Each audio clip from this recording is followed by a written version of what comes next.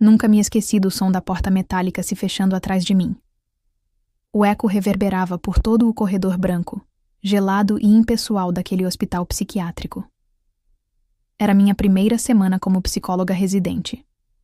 Jovem, idealista, recém-formada, acreditando que a empatia e o cuidado poderiam salvar qualquer alma atormentada. Eu estava errada. Terrivelmente errada. Meu nome é Helena, tenho 26 anos e me formei com honra na faculdade de psicologia. Escolhi trabalhar com saúde mental, por vocação, mas também por fuga. Talvez porque, no fundo, eu sabia que entender os traumas dos outros me ajudaria a evitar encarar os meus. O Hospital Santa Mariana ficava nos arredores da cidade, rodeado por uma floresta densa e silenciosa. Tudo ali parecia suspenso no tempo. As janelas eram protegidas por grades, os sorrisos contidos, o ar sempre frio. No terceiro andar, o mais isolado, ficavam os pacientes considerados de risco elevado, e foi ali que conheci o nome que mudaria minha vida. Paciente 103. Não tente conversar com ela além do necessário, disse uma das enfermeiras. Ela tem uma presença perturbadora. Na ficha clínica, constavam múltiplas internações, episódios de silêncio absoluto e ataques de agressividade seguidos por lapsos de memória. Mas o que mais me chamou a atenção foram as palavras. Alto nível de manipulação emocional. Na primeira sessão, ela já estava me esperando. Sentada, ereta, mãos cruzadas no colo, olhos fixos. Havia algo nela que me desconcertava. Uma beleza, crua, ferida, desconfiada. Não disse seu nome, não cumprimentou, apenas me olhou. Você é nova. Sua voz era firme, porém baixa. Não vai durar aqui. Vamos começar devagar. Propus, tentando manter a postura. Me fale sobre você. Ela riu. Foi a primeira vez que senti meu corpo estremecer com um sorriso. Não acha estranho que, mesmo trancada, sou eu quem te observa mais do que você a mim? Eu deveria ter encerrado ali, mas continuei.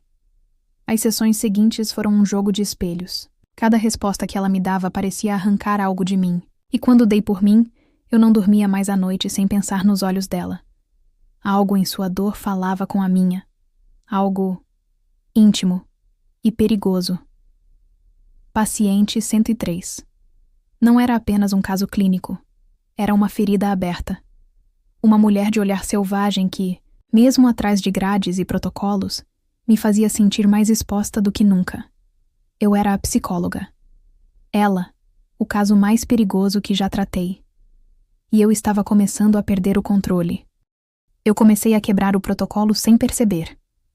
Primeiro foram os horários estendidos. Ficava além do tempo permitido com ela, alegando necessidade terapêutica. Depois, comecei a levá-la para a sala de atividades, sem autorização direta. Da direção. Mas o pior não estava nos meus atos. Estava nas intenções por trás deles. Paciente 103 passou a me chamar pelo nome. Nunca revelava o dela, mas me olhava com uma confiança insolente, como se tivesse certeza de que eu jamais a abandonaria. Em nossas conversas, ela me desnudava emocionalmente, ainda que sem fazer perguntas diretas. Ela só observava e falava, como se soubesse o que se passava dentro de mim.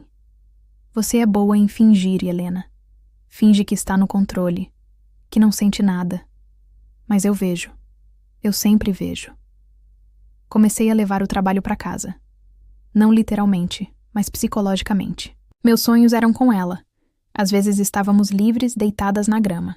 Outras vezes, ela me puxava para dentro de uma cela e trancava a porta.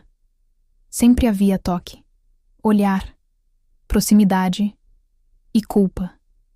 A linha entre terapeuta e paciente já estava borrada. Mas a noite da tempestade foi quando ela se desfez por completo. Uma falha elétrica deixou parte do hospital no escuro. Paciente 103 surtou. Ao menos foi isso que relataram. Quando cheguei à ala, vi 2 enfermeiras tentando contê-la. Ela gritava, arranhava, chorava. e pedia por mim. Só ela. Eu quero a Helena. Contra todas as regras, entrei na cela. Ela estava suada, os cabelos grudados na testa, os olhos dilatados. Quando me viu, parou. A respiração ainda ofegante, mas o corpo cedeu como se a presença do meu nome bastasse. Me aproximei devagar.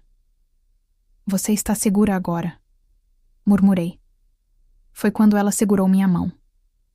O toque foi firme. Firme demais. E antes que eu pudesse recuar, ela me puxou num abraço. Forte. Intenso. Longo. Você sente também, não sente? Sussurrou, com o rosto colado ao meu pescoço.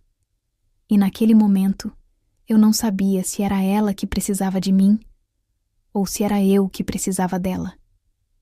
Depois daquela noite, tudo mudou. Passei a ser evitada por alguns colegas.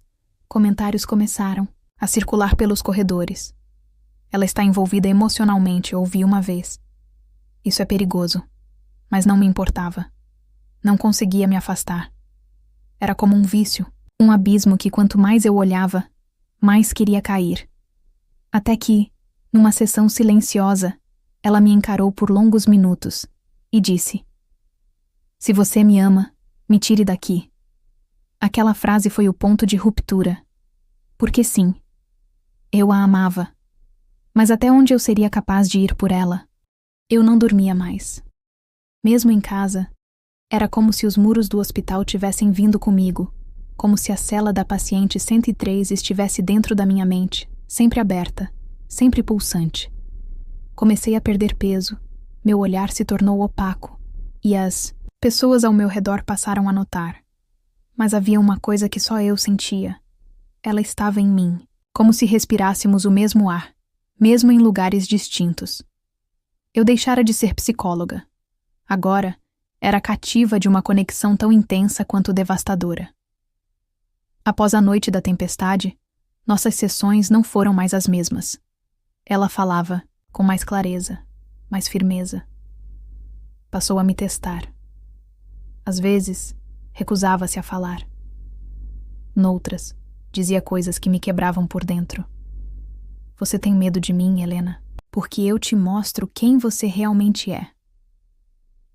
Certa vez, encontrei em minha mesa um bilhete com sua caligrafia. Um simples papel dobrado em 4. Nele, estava escrito: "Se você entrar comigo no escuro, não reclame quando não conseguir sair." No dia seguinte, me chamaram à direção. Um dossiê havia sido montado contra mim. Relatos de comportamento inadequado, tempo excessivo em uma única paciente e um vídeo de vigilância em que, sem perceber, minha mão permanecia sobre a dela por tempo demais. Fui suspensa por 1 semana. Alegaram que era para meu bem e reavaliação psicológica, mas eu sabia. Queriam me afastar dela. Durante os dias fora do hospital, eu me tornei outra. Chorei em silêncio, tremi de abstinência emocional, como quem perdeu algo visceral. E foi nessa dor que percebi. Eu precisava fazer algo. Ou perderia a mim mesma. Voltei antes do prazo, invadi a ala com o crachá que ainda funcionava e fui direto até a cela 103. Ao abrir a porta, ela estava lá, sentada, com um olhar de alívio que jamais esquecerei. "Eu sabia que você voltaria", disse ela levantando-se. "Você precisa sair daqui", murmurei. Ela não respondeu. Apenas se aproximou lentamente. Nossos rostos estavam próximos, quase se tocando. E ali, sem promessas, sem garantias, sem futuro certo, nós nos beijamos. Foi um beijo de guerra, de rendição, de tudo o que nunca deveria ter acontecido, mas que era inegavelmente real. Naquela noite, eu a tirei de lá. Usei uma autorização antiga, fiz parecer que seria um deslocamento para observação externa. Ninguém notou. Ninguém desconfiou. E quando ela entrou no meu carro, com uma blusa minha por cima da roupa branca do hospital, senti que estava fazendo a coisa errada, do jeito mais certo possível. Dirigimos por horas. Ela ria como criança, com a cabeça para fora da janela, e cantava músicas antigas que eu nem sabia que conhecia. Pela primeira vez, paciente 103 parecia livre, humana, viva, mas dentro de mim, o caos crescia. Aonde aquilo nos levaria? Eu havia cruzado a linha final, mas no fundo, sentia que era apenas o começo. Foram 43 dias de silêncio. Após aquela fuga, deixamos tudo para trás. Fui desligada oficialmente do hospital, investigada pelo Conselho de Ética, humilhada publicamente por colegas que diziam que eu me perdi por uma paciente desequilibrada. Mas o mundo lá fora era diferente. Não havia mais crachás, protocolos, paredes acolchoadas. Só nós duas, tentando entender o que havia entre o caos dela e o meu. No começo, parecia um sonho estranho e libertador. Ela pintava. Eu escrevia. Ríamos de manhã, brigávamos à tarde, fazíamos amor à noite como se o mundo fosse acabar no dia seguinte. Mas, como tudo que nasce do proibido, a realidade cobra um preço. Paciente 103, ou melhor, Lara, seu nome real, começou a oscilar. Seus traumas vinham em ondas. Às vezes, ela chorava horas seguidas por coisas que eu não entendia. Noutras, tinha acessos de fúria e se afastava por dias. E eu a amava. Com um amor bruto, imperfeito, real. Foi então que entendi. O que eu sentia não era salvação, era a identificação. Lara não precisava mais de uma psicóloga, e eu não precisava de uma paciente. Mas talvez nós duas precisássemos, acima de tudo, uma da outra. Na 44ª noite, ela me acordou com lágrimas nos olhos. Você não pode viver no meu mundo, Helena, mas eu posso aprender a viver no seu. Ela me contou que havia se inscrito voluntariamente em um novo programa de terapia intensiva. Desta vez, não como paciente involuntária, mas como alguém disposta a se curar. Disse que queria reaprender a viver e me amar com saúde. Nos despedimos ao amanhecer. Ela levou uma das minhas camisas preferidas como lembrança e me deixou uma carta. Se algum dia você me encontrar do outro lado da dor, sem muros, sem prontuários, sem medo, então venha. Mas venha como você, não como minha salvação. Hoje eu atendo em uma pequena clínica particular. Recomecei do zero. Ainda recebo olhares atravessados de quem conhece minha história, mas aprendi a não me curvar à vergonha. Lara me manda cartas, escritas à mão, a cada mês.